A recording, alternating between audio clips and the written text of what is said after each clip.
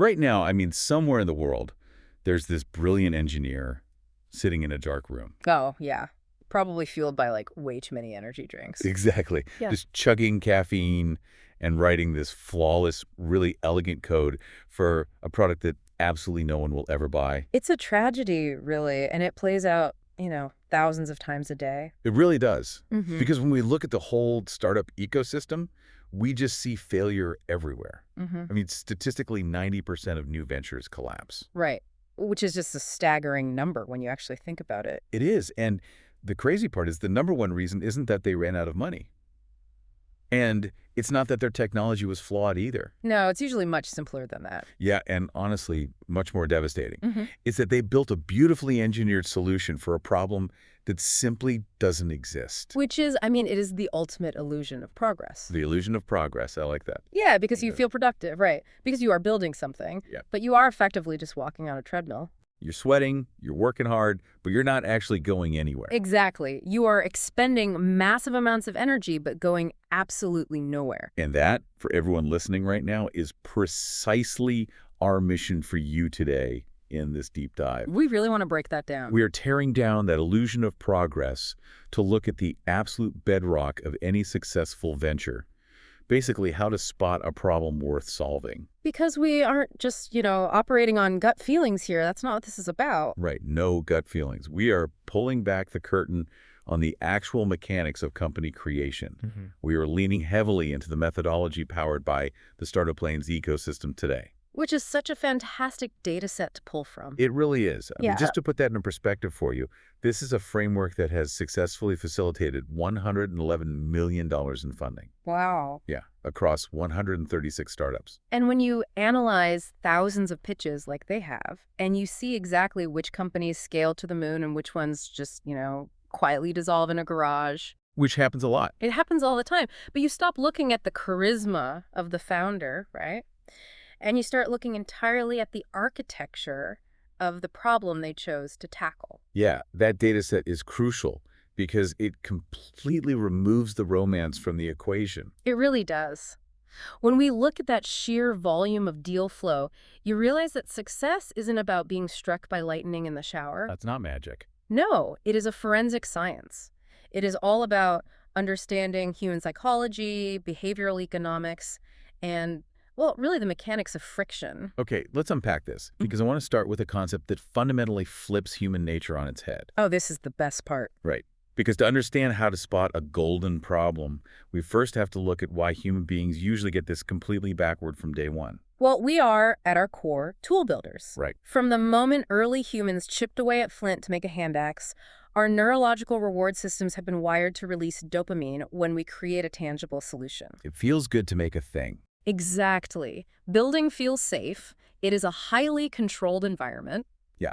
If you sit in a room and design a product or, I don't know, write a business plan, you are the master of that domain. You are in total control. The code compiles because you told it to. Right. The spreadsheet balances because you entered the exact formulas. But the reality outside that room doesn't care about your formulas at all. Not even a little bit.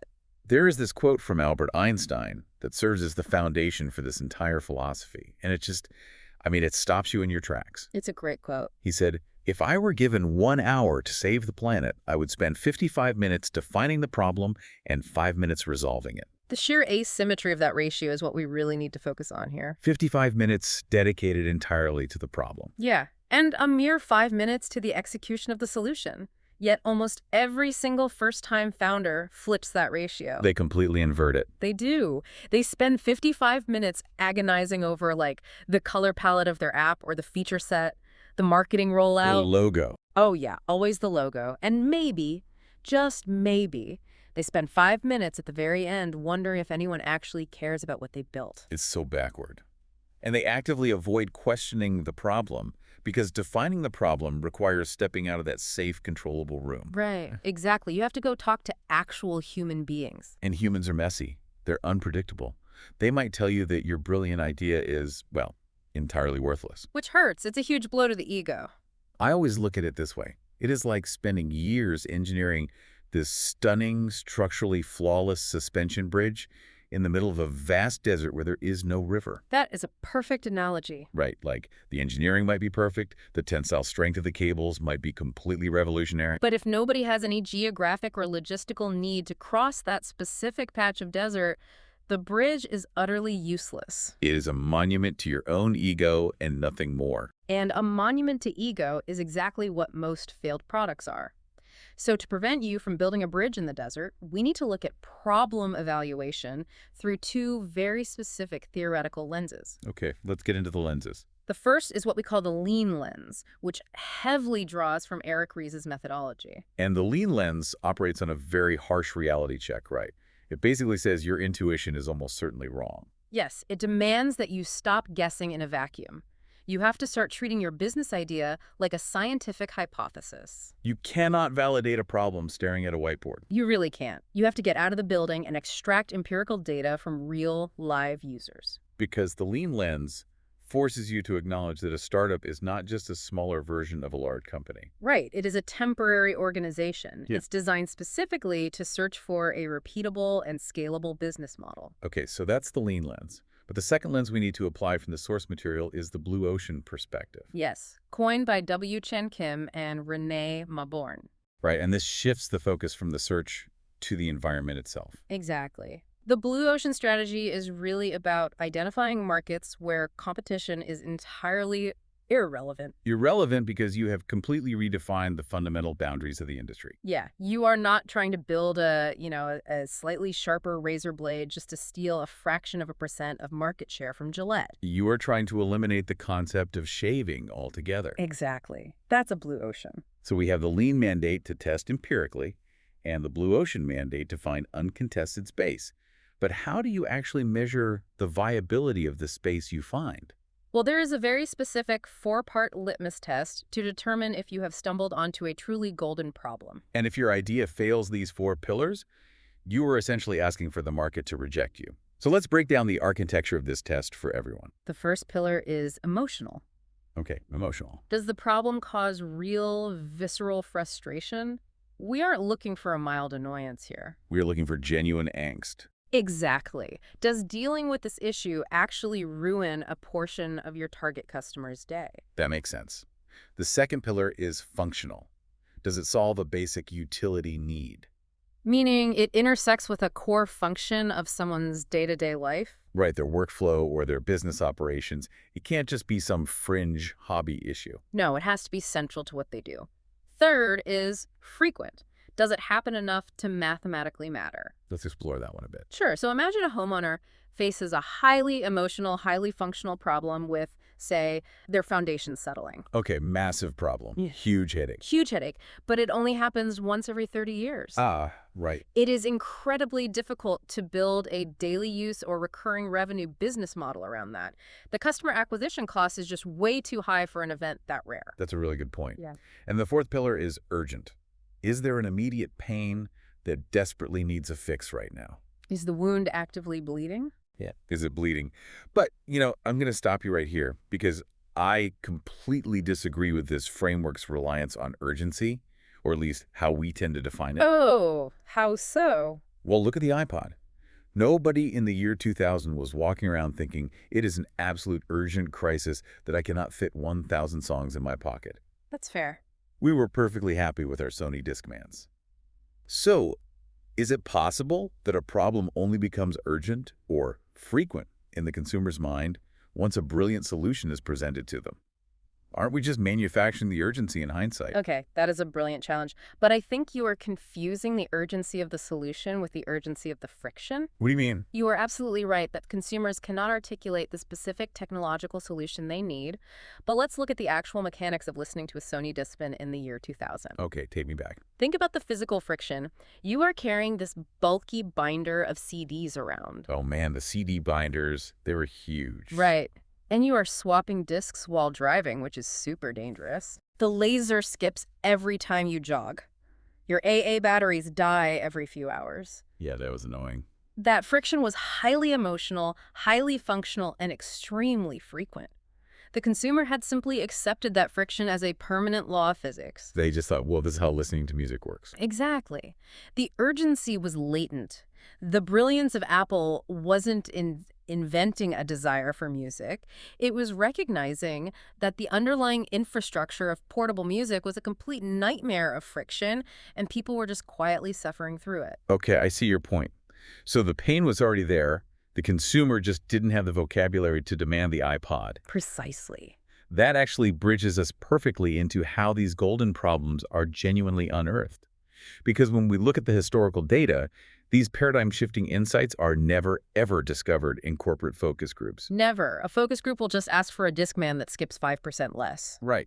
Massive market research surveys just give you an average of what everyone else is already doing. Yeah, if you want to find a systemic, structural problem, you have to look for intense, personal, almost maddening frustration. The kind that keeps you up at night. Yes. The most revolutionary companies are usually born out of the founder's own absolute misery. So let's talk about the mechanics of that misery. Let's look at the origin of Dropbox in 2007. This is such a classic example. Because Drew Houston didn't invent Dropbox by studying market trend reports in a boardroom. Not at all. He invented it because he was on a Greyhound bus heading to New York City, and he was absolutely furious. And we really have to place ourselves in the technological landscape of 2007 to understand why this was such a profound problem. Right. Take us back to 2007. We had broadband, we had laptops, the digital revolution was supposedly here, but fundamentally we were all still hostages to physical hardware. We were. So Drew Houston is this brilliant, hyper-focused programmer. He gets onto this bus in Boston, planning to execute a massive 4-hour coding sprint on the way to New York. He's ready to work. He sits down, opens his laptop, reaches into his pocket, and his stomach just drops. The worst feeling. He left his USB thumb drive on his desk in Boston. And in 2007, if you forgot your USB drive, your professional day was literally over. Completely over. Your entire digital reality, your code base, your databases, your design files, was trapped on a 2-inch piece of plastic sitting on a desk hundreds of miles away. So he's sitting on this bus, practically vibrating with rage at his own mistake. But also, he's angry at the systemic absurdity of the situation. Why, in the age of the internet, is his work tied to a physical object? Exactly. So let's look at the alternatives he had at the time, what the source material calls a graveyard of broken solutions. Let's do it. Why did they all fail the 4-part test? Well, you had email. But try emailing yourself a massive code base. Oh, impossible. The SMTP protocols had these tiny, rigid attachment limits. Like what, 10 megabytes? If you were lucky. And the moment you edited the file, you had version control chaos. You'd have files named CodeFinal v2 RealFinal. Yes. It was a mess. So then you had FTP servers, file transfer protocol. Right. But let's break down why FTP was an absolute nightmare for the average user. It was so clunky. It wasn't just a matter of logging in. You had to configure an FTP client. You had to understand active versus passive modes. Deal with port 21 being blocked by corporate firewalls. Yes. And you had to manually drag and drop files every single time you made a change. It was highly technical, super manual, and really prone to packet loss. It solved the functional problem, technically, but the friction was immense. Too much friction. So sitting there on that bus, Houston has this lightning bolt insight. The problem wasn't that we needed larger email attachments or faster FTP servers. No. The problem was the verb itself. He realized that uploading and downloading just shouldn't exist as manual actions. That is the paradigm shift right there. He realized the friction was the conscious act of file management. He wanted a magic trick. He conceptualized a folder that operated exactly like a local folder on his hard drive, but the underlying mechanics would relentlessly and invisibly sync to the cloud in the background. He didn't want a better storage device. He wanted digital omnipresence. Beautifully put. And because he was an engineer experiencing maximum urgency and emotional pain, he didn't wait to get to New York to pitch the idea. No, he opened his laptop without the files he needed and just started writing the underlying code for the Dropbox syncing engine right there on the bus. He abstracted away all the complexity of server-side polling and local file system hooks and just made a folder that worked. And by doing that, he essentially rendered every single USB stick on the planet obsolete overnight. What Houston did was identify a broken intermediary, the physical drive, Yeah. and completely remove it. But if you want to see a truly profound example of this, of removing a gatekeeper that was choking an entire industry, we have to look at another case of intense personal friction. Yes, let's jump to 2009. We are going to look at Patrick and John Collison, the founders of Stripe. If Drew Houston's problem was a hardware hostage situation, the Collison brothers were dealing with the ultimate bureaucratic hostage situation. Bureaucracy at its worst. In 2009, the internet is this glittering, massive digital metropolis, but it had a fundamental, foundational crack in the concrete. What was it? The internet was a global city, but it did not have a native bank. Exactly. You had millions of brilliant developers building incredible software, new applications, massive e-commerce platforms. But the moment they wanted to actually charge a single dollar for their work, the digital highway turned into a muddy dirt road. The Collison brothers were these elite coders from rural Ireland. Super smart guys. They were trying to build a simple online application, but to accept money, they had to interface with the legacy banking system. And let's dive into the sheer agonizing mechanics of what that actually meant in 2009. It's wild to think about now. It wasn't just signing up for an account on a website. You had to apply for a merchant account, which required manual underwriting by a traditional physical bank. And that underwriting process was built for physical retail stores, not software developers. Right. The banks demanded multi-year financial histories, personal credit guarantees, physical business plans. They were assessing risk based on the model of a brick-and-mortar shoe store, completely failing to understand the economics of digital software. And even if you somehow survived the weeks of background checks and faxing your passport to some back-office banking executive... Faxing in 2009. I know. But if you got through that, you then had to integrate the payment gateway. And this is where the technical friction reached its absolute peak. The banks were using APIs, application programming interfaces, that were ancient. Oh, they were built on these clunky SOAP protocols with massive complex XML payloads. If a developer made a single syntax error, just one typo, the payment failed. And the error codes they got back were practically hieroglyphics. So Patrick Collison is staring at his terminal, looking at this monstrous, convoluted process, and he experiences that exact same acute frustration Houston felt on the bus. The rage. Yes. The underlying truth hits him. Transferring money is fundamentally just changing a few numbers in a database. It is incredibly simple math. He looks at this 6-month bureaucratic nightmare and realizes this should just be 7 lines of code. This should be 7 lines of code. That realization is everything, because the banking cartel had designed the system for the executives in the suits. Right. The banks assumed the person integrating the payment system was a corporate CFO who had an entire IT department at their disposal to navigate this ancient architecture. The Collison brothers realized that the actual end user of a payment gateway was the 22-year-old developer in a hoodie hacking together a project on a weekend. So they completely inverted the model. Stripe's genius wasn't just writing cleaner code, it was a structural innovation. How so? Stripe became a payment facilitator, a master merchant. They took on all the underwriting risk, all the compliance, all the banking relationships themselves. They took the pain away from the user. Exactly. And they abstracted that entire towering nightmare into a single, beautiful REST API. So a developer could drop a few lines of JSON into their site and start accepting credit cards globally in 10 minutes. They turned an agonizing 6-month legal and technical gauntlet into pure digital infrastructure. They became the plumbing of the internet. Okay, I love that story, but I have to push back hard right here. All right, let's hear it. I'm looking at both of these examples, Dropbox and Stripe. Drew Houston was an MIT-trained computer scientist who could code kernel-level file system hooks while riding on a bus. True. The Collison brothers were absolute prodigies who literally dropped out of MIT and Harvard. Also true. So if you are listening to this right now, and you are not an elite top 1% coder who can write a 7-line snippet to dismantle the global banking cartel. Which is most people. Right.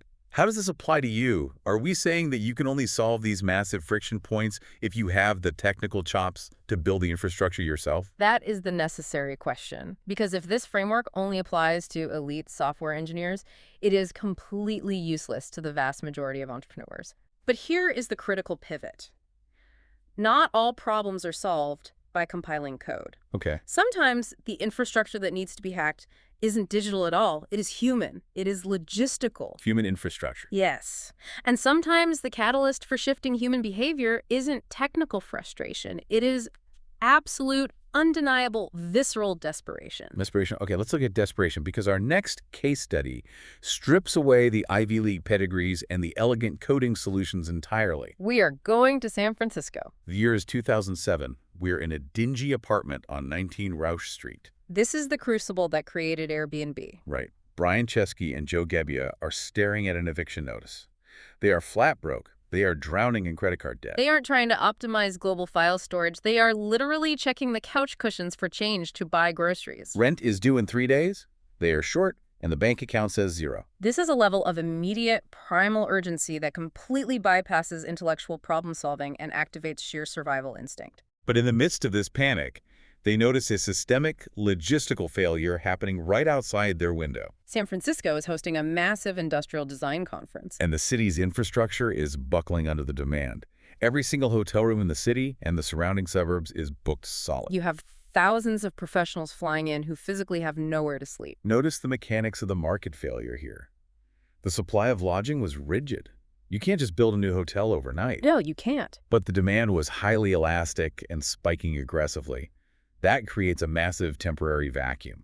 So Brian looks at Joe. Joe looks around their living room, and he sees 3 dusty, deflated air mattresses shoved in a closet. Joe proposes an idea that in 2007 sounded not just ridiculous, but deeply unsafe and borderline insane. What if we inflate the mattresses, put them on the floor, and charge strangers to sleep in our living room? It's crazy. But they had no choice. They threw up a brutally simple makeshift website, Airbed and Breakfast, solely to harvest that displaced demand. And it works. Within hours, they have 3 distinct individuals willing to pay them.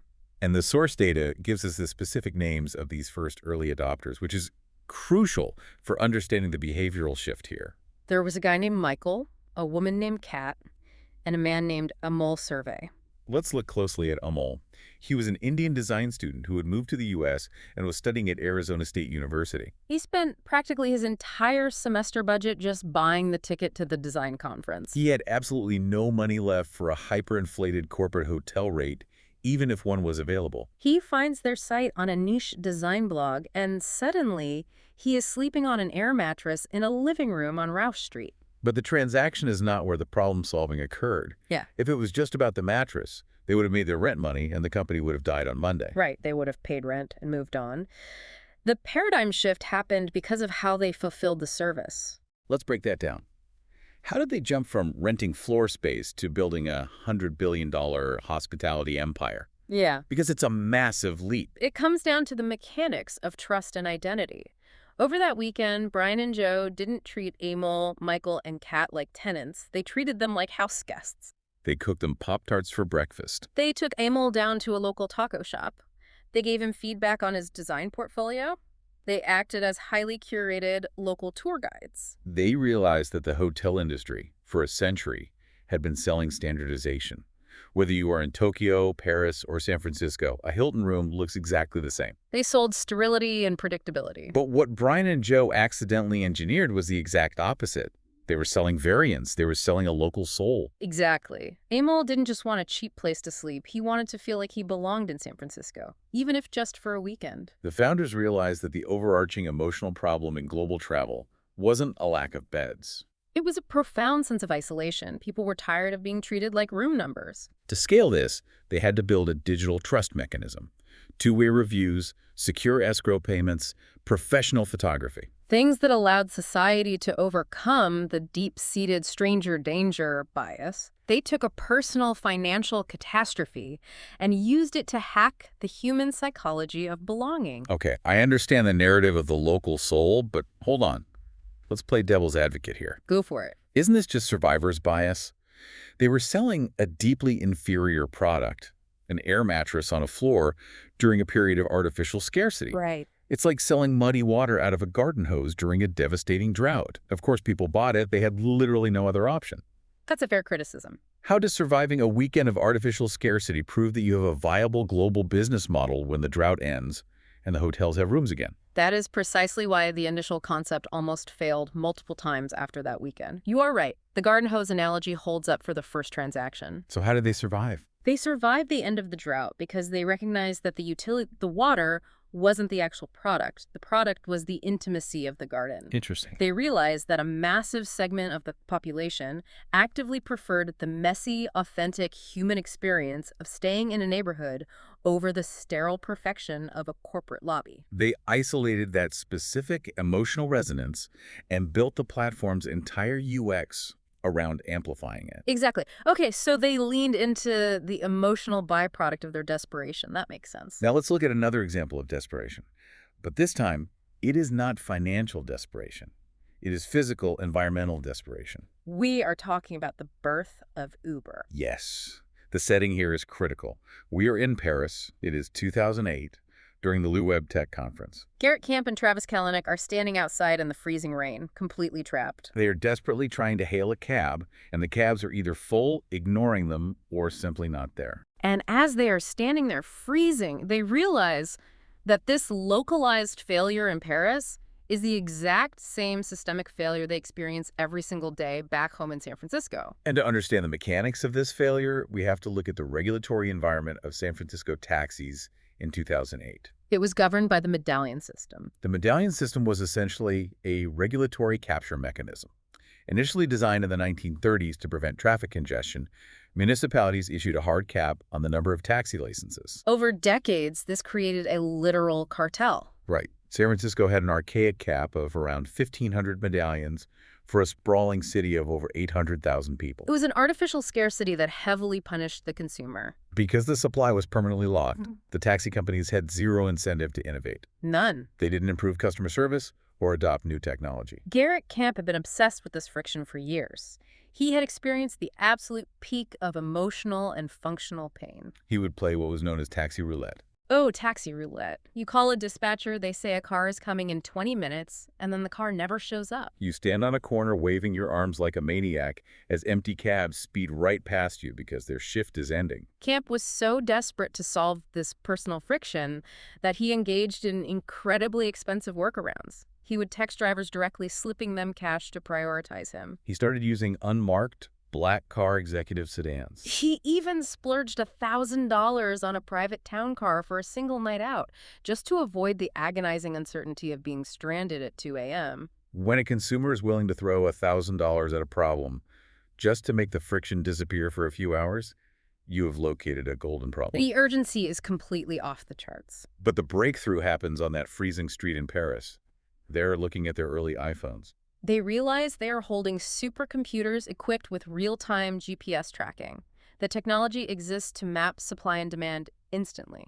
And Travis Kalanick boils this entire century-old municipal infrastructure problem down to one elegant, undeniable desire.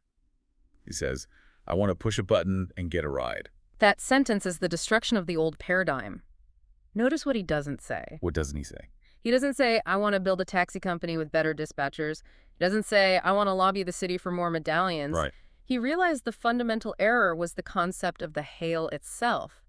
Why should the human have to physically locate the machine? The machine should algorithmically locate the human. Yes. They didn't just build an app, they built a real-time, on-demand logistics network that dynamically matched localized supply with localized demand. And they completely bypassed the medallion cartel by utilizing the regulatory gray area of black car limousines, which were governed by different licensing laws. They took the friction of the dispatcher out. They took the friction of the payment out. No more broken credit card machines in the backseat. Exactly. When Uber Cab launched in 2010, they forced municipalities around the globe to literally rewrite transportation laws that had been entrenched for a century.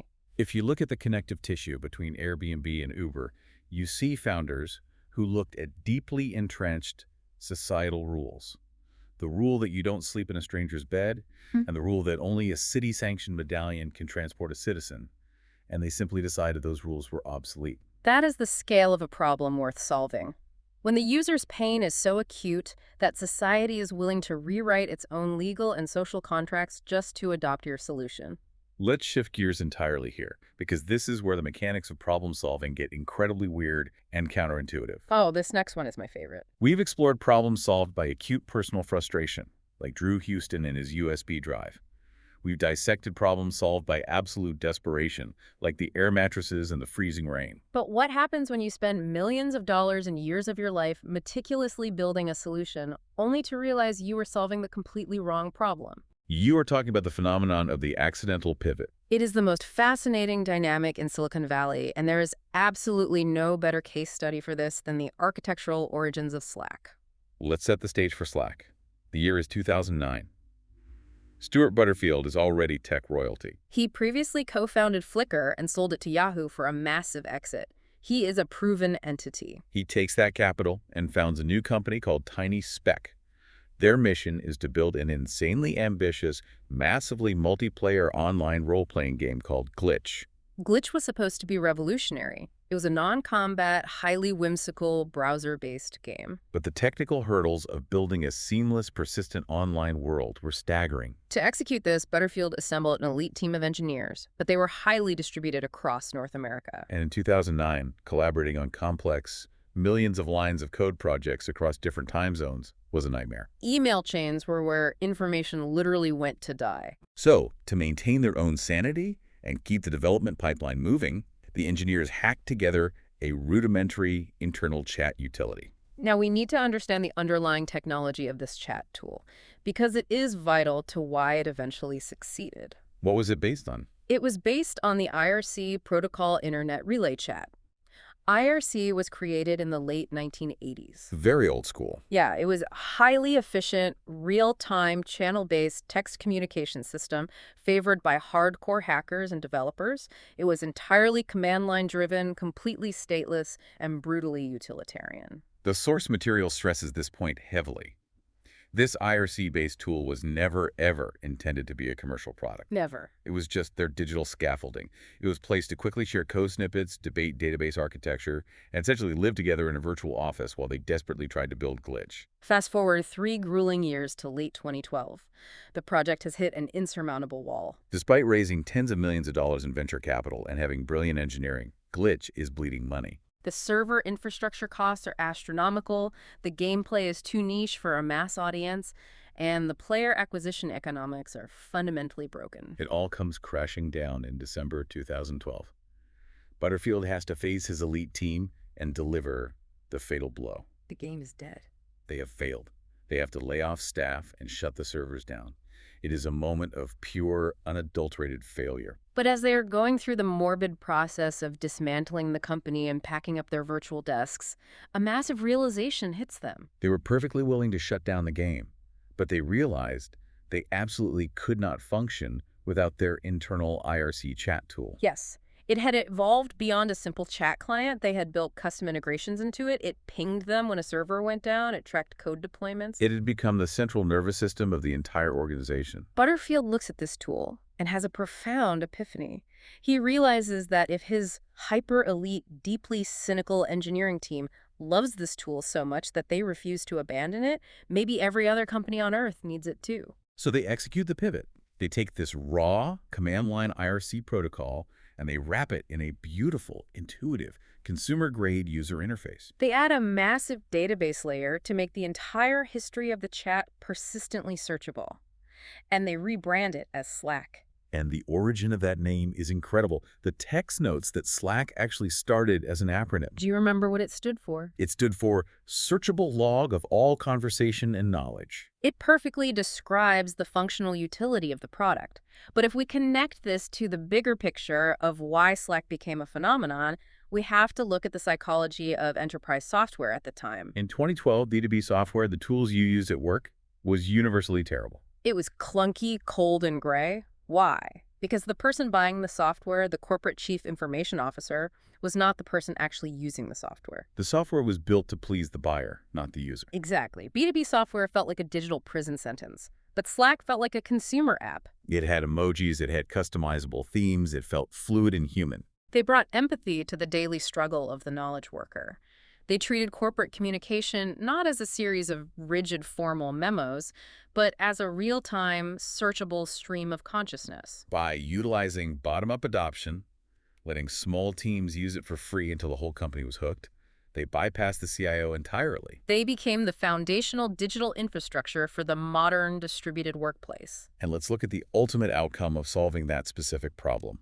Slack became the fastest-growing B2B software company in history, It completely revolutionized corporate communication. culminating in a $27.7 billion acquisition by Salesforce. Nearly $28 billion.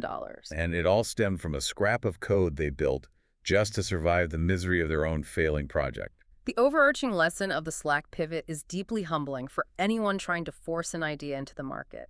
It teaches us that sometimes the most valuable, world-changing thing you will ever build is simply the tool you create to survive your own daily workflow. Okay, this is all fascinating theory. We have these incredible epiphanies. Butterfield dismantling his game, Travis Kalanick standing in the snow, Drew Houston on a bus. Great stories. But if you are listening to this right now, sitting at your kitchen table with an idea in your head, you cannot just wait around to forget a USB drive or get stranded in Paris and pray that lightning strikes. You can't engineer an epiphany. No. You need a methodology. How do you systematically, scientifically test if your specific problem is worth solving before you quit your job and waste 2 years of your life? This brings us to the science of validation. And validation is the process of moving from a hypothesis, which is merely an assumption you believe is true, to behavioral evidence, which is what the market proves is true. The framework dictates that step 1 is defining your hypotheses with excruciating microscopic specificity. You cannot say, my target customer is small businesses. Right, that is a demographic ocean. You will drown in it. You have to say, my target customer is independent, single-location coffee shop owners in Seattle who employ fewer than 5 people. Specificity is the only lens through which you can measure true validation. If you target everyone, your data will be chaotic noise. Once you define the hyper-specific customer, you must define the current workaround. How is that Seattle coffee shop owner currently dealing with the friction you want to solve? Because founders often suffer from the delusion that their biggest competitor is another sleek, venture-backed startup. When in reality, your biggest competitor is an incredibly messy Excel spreadsheet, a stack of Post-it notes, or the most dangerous competitor of all. The customer doing absolutely nothing because the pain isn't actually that bad. Precisely. Which leads to the execution phase of validation, and this is where 99% of founders completely sabotage themselves. They conduct what are known as customer interviews. But they fail to apply the principles of the mom test. The mom test. Popularized by Rob Fitzpatrick, this is built on a brutal psychological truth. People will lie to your face to protect your feelings. They absolutely will. If you go to a coffee shop owner and say, I have this brilliant idea for an app that uses AI to optimize your milk inventory. It'll cost $10 a month. Would you use it? What are they going to say? They're going to say, wow, that sounds incredibly innovative. Yes, I would absolutely use that. And the founder runs home high on dopamine thinking they just validated a billion-dollar market. But it's a false positive. Totally. The coffee shop owner was envisioning a perfect, frictionless future version of themselves where they are highly organized. Future promises are mathematically worthless. Asking someone, do you like my idea, is the exact psychological equivalent of asking someone, do you think my newborn baby is cute? Every single person, regardless of what they actually think, will smile and say, oh, absolutely gorgeous. To bypass that social politeness, the mom test principles dictate that you are forbidden from mentioning your idea at all. You must interrogate their past behavior. You don't ask, would you use an inventory app? You ask, walk me through exactly how you ordered milk last Tuesday.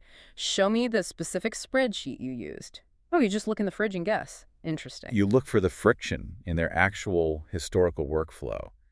And the ultimate rule of these interviews is, you must follow the money. If the customer cannot point to a specific instance where they recently spent either hard capital or significant time trying to patch this problem, the problem is a nice-to-have, not a must-have. They might be mildly annoyed by it, but they are not desperate enough to adopt a new software ecosystem to fix it. You are seeking behavioral evidence, not verbal encouragement. Verbal encouragement phrases like, let me know when it launches, or that sounds like a huge market, is a massive red flag. It means they are politely dismissing you. A green flag is behavioral friction. They offer you a cash deposit on the spot, they demand to sign a letter of intent, or they beg for early access to a beta. The framework suggests looking for a specific validation pattern. If 5 out of 10 highly targeted people you interview describe the exact same pain point without you prompting them, and they are actively hacking together workarounds, you have found a golden problem. But qualitative interviews are still just conversations. If you want to move from qualitative vibes to hard, quantitative, statistical data, you have to run what the methodology calls a fake door test. The fake door test is one of the most elegant, ruthlessly efficient tactics in modern startup methodology. It allows you to mathematically prove market demand before you write a single line of back-end code. Let's walk through the exact mechanics of this. You build a simple, high-converting landing page. You design it as if the product already perfectly exists. You list the features, you show mock-ups of the UI, and you put a very clear call to action button on the page, pre-order now, or join the exclusive VIP beta. Then you deploy a small, targeted budget, say $100 on social media or search ads. You funnel hyper-specific traffic to that landing page.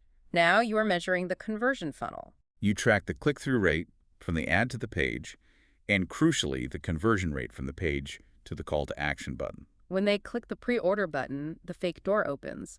They get a polite pop-up that says, "We are currently overwhelmed with demand and are operating in a closed beta.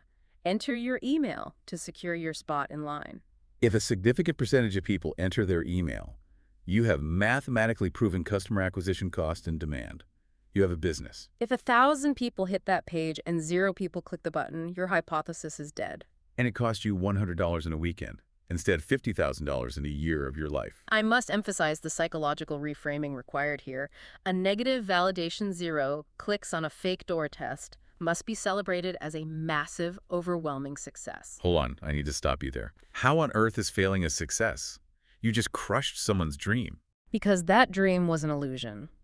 Discovering that a market doesn't exist on day 3 of your journey is a profound victory compared to discovering it on day 700 after you have depleted your life savings, alienated your family, and burned out your engineers. A fake door failure saves your most precious asset, your time. Exactly. Okay, logically, I understand the math, but let's talk about the human element. How do you maintain your passion, your visionary drive as a founder, when your daily operating procedure involves actively trying to destroy and invalidate your own ideas? It sounds completely masochistic, right? It does. You have this vision for the future, and your job is to act as your own assassin.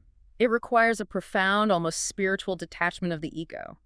The fatal flaw of the failed founder is that they attach their core identity and self-worth to their solution. If you believe you are the milk inventory app guy, and the market rejects the app, it destroys your identity.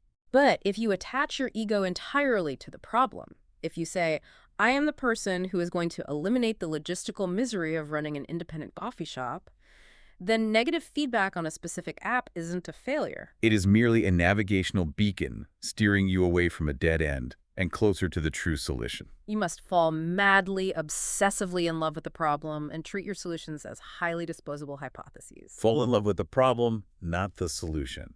That is the mantra. But let's throw a massive wrench into this entire conversation. What if you look at this grueling process, the mom test interviews, the fake door funnels, the ego destruction, and you say, I don't want to do any of that. Some people don't.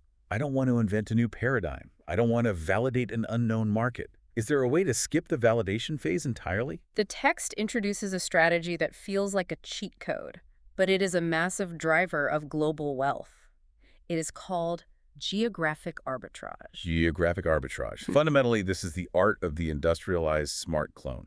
It is the practice of observing a highly successful, fully validated business model in a mature market like the United States or Western Europe, and legally replicating the core mechanics of that model in an emerging or fragmented market where it does not yet exist. And we have to be clear about the legality and ethics here. We are not talking about stealing proprietary code, infringing on patents, or copying copyrighted logos. That is parasitism, and it will get you sued into oblivion. We are talking about replicating the mechanism of action. Investors absolutely love geographic arbitrage because it entirely removes the existential risk of product market fit. You aren't guessing if consumers want on-demand transportation or e-commerce delivery. The U.S. market has already empirically proven that they do. The risk shifts entirely from innovation to execution. It becomes a race of operational efficiency and hyper-localized adaptation. Let's look at the titans who built empires on this exact playbook. Let's look at Flipkart. Sachin and Binny Bansal were two former Amazon employees. They looked at Amazon's massive success in the US and decided to execute the exact same e-commerce playbook in India. But they couldn't just copy the website. They had to solve incredibly complex local friction. And that is where the true innovation of geographic arbitrage lies. The Bansals realized that India's digital payment infrastructure was nascent, and consumer trust in entering credit cards online was practically zero. So Flipkart pioneered cash on delivery at scale. Furthermore, the local postal infrastructure couldn't handle the logistics, so they literally built their own end-to-end delivery network, eCart. They took the American model but built Indian infrastructure to support it. Then you have the absolute masters of this dark art, Rocket Internet, the venture studio based in Germany. They took cloning and turned it into an industrialized assembly line. They would look at successful U.S. startups like Airbnb, Uber, and Zappos. They would hire armies of ex-McKinsey consultants, hand them massive amounts of capital, and explicitly tell them to build an exact replica of the business model in Europe, Southeast Asia, or Latin America.